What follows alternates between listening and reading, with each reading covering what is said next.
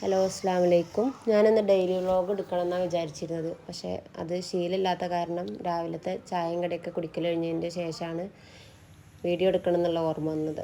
അപ്പോൾ ലഞ്ച് ഉണ്ടാക്കണ വീഡിയോ എടുക്കാൻ വിചാരിച്ചു.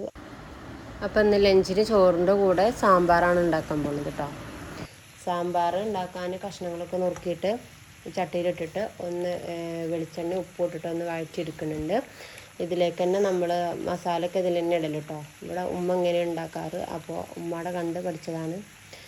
പിന്നെ അപ്പോൾ നമ്മൾ കഷ്ണത്തിൽ നമ്മൾ ഉപ്പൊക്കെ ഇട്ടിട്ടുണ്ട്. ഉപ്പിട്ടിട്ട് നല്ലോണം ഒന്ന് വഴറ്റിയതിൻ്റെ ശേഷം നമ്മൾ മുളക് പൊടി, മഞ്ഞൾപ്പൊടി, മല്ലിപ്പൊടി, കുറച്ച് സാമ്പാർ പൊടി കൂടെ ഇട്ടിട്ട് നന്നായിട്ട് മിക്സ് ചെയ്ത് കൊടുക്കുക. എന്നിട്ട് നമ്മൾ ഇതിലേക്ക് തന്നെയാണ് പുളി പിഴിഞ്ഞൊഴിക്കുക. പുളി പിഴിഞ്ഞൊഴിച്ച് നല്ലോണം പുളി തിളച്ചതിൻ്റെ ശേഷമുള്ളൂ നമ്മൾ കുക്കറിൽ പരിപ്പും തക്കാളി, പച്ചമുളക്, വലിയ ഉള്ളി ഇതൊക്കെ ഇട്ടിട്ടൊന്ന് കുക്കറിലിട്ടിട്ടൊന്ന് പരിപ്പ് വേവിച്ചെടുക്കുന്നുണ്ട്. അപ്പോൾ ആ പരിപ്പ് വേവിച്ചെടുത്തതിലേക്ക് ഈ പുളി ഒഴിച്ച് തിളച്ച് നമ്മളെ സാമ്പാറിൻ്റെ കഷ്ണങ്ങളൊക്കെ എടുത്തിട്ട് നമ്മൾ നേരെ കുക്കറിലിട്ടിട്ട് ഒരൊറ്റ വിസിലടിച്ചെടുക്കും. പിന്നെ അതിലേക്ക് നമ്മൾ കടുകും കറിവേപ്പിലയും സാമ്പാർ പൊടിയും കൂടെ കടുക് വറുത്തിട്ട് ഒഴിക്കുകയാണ് ചെയ്യുക. അപ്പോൾ ആ ഒരു വീഡിയോ ഞാൻ എടുത്തിട്ടില്ല, അത് വിട്ടുപോയി എടുക്കാൻ. അപ്പോൾ നമ്മൾ സാമ്പാർ ഇവിടെ റെഡി ആയിട്ടുണ്ട്. അടുത്തത് ഓമക്കായ ഉപ്പേരിയാണ് ഉണ്ടാക്കുന്നത്. നമ്മളോടെ ഉണ്ടായ ഓമക്കായാണ്. ഓമക്കായ കുറച്ച് വലിയ ഓമക്കായായിരുന്നു. അപ്പോൾ ഞാൻ വിചാരിച്ചത് പഴുത്തിട്ടുണ്ടാകും അല്ലെങ്കിൽ മൂത്തിട്ടുണ്ടാകും വിചാരിച്ചു. പഴുത്ത് കഴിഞ്ഞാൽ കുട്ടികൾ കഴിക്കില്ല. അപ്പോൾ മൂത്തതാണെന്നുണ്ടെങ്കിൽ കുട്ടികൾക്ക് കൊടുക്കാൻ വെച്ചിട്ട് പൊട്ടിച്ചതാണ്.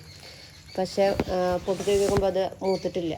അപ്പോൾ ഓമക്കായ ഉപ്പേരിയൊക്കെ എടുത്തു. അതിൽ കുറച്ച് കടുക് തൂമിച്ചതിന് ശേഷം പച്ചമുളകും കറിവേപ്പിലയും ഇട്ട് ഉപ്പിട്ടിട്ട് നമ്മൾ ഓമക്കായ കുറച്ച് വെള്ളം ഒഴിച്ചിട്ട് വേവിക്കാൻ വെക്കുക.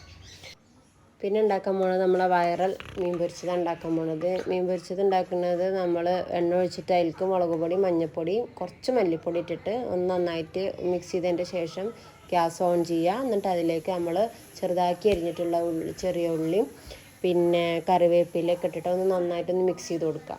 എന്നിട്ട് ഒന്ന് വെന്തതിൻ്റെ ശേഷം നമ്മൾ അതിലേക്ക് കുറച്ച് ഇഞ്ചി വെളുത്തുള്ളി പേസ്റ്റ് ഇട്ട് കൊടുക്കുക. പിന്നെ ഇതിലേക്ക് തന്നെയാണ് പുളി ഒഴിക്കേണ്ടത്. ഞാൻ പുളി ഒഴിക്കാൻ മറന്നുപോയി. ഞാൻ മീനിട്ടതിൻ്റെ ശേഷമാണ് പുളി ഒഴിച്ചിട്ടില്ല എന്നുള്ളൊരു ഓർമ്മ വന്നത്.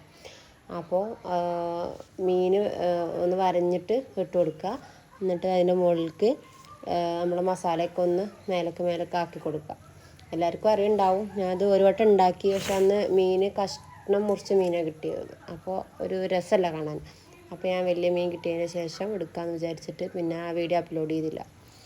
പിന്നെ ഞാൻ പുളി ഒഴിക്കാൻ മറന്നു. പിന്നെ മീൻ ഇട്ടതിൻ്റെ ശേഷമാണ് ഞാൻ പുളി ഒഴിച്ചത്. എന്നാലും കുഴപ്പമൊന്നും ഉണ്ടായിരുന്നില്ല. പിന്നെ ഒന്ന് മൂടി വെച്ച് വേവിക്കുക.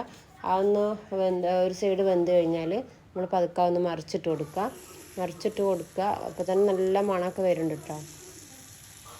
മറിച്ചിട്ട് കൊടുത്തതിൻ്റെ ശേഷം അതുപോലെ തന്നെ ഒന്നുകൂടെ മൂടി വെച്ച് വേവിക്കുക.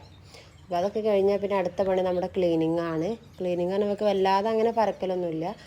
അപ്പോൾ പരന്ന് കിടന്നൊക്കെ ഒന്ന് വൃത്തിയാക്കി തുടച്ചെടുക്കലാണ് അടുത്ത പണി.